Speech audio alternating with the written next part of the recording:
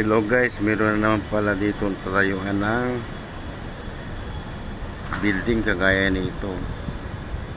Ganyan lang level niya sa taas.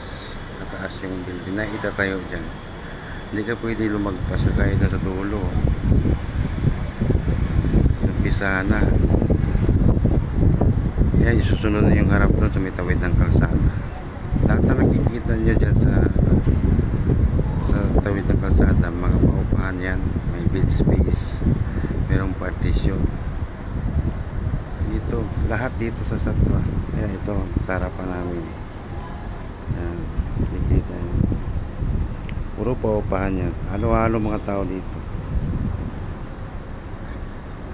yan,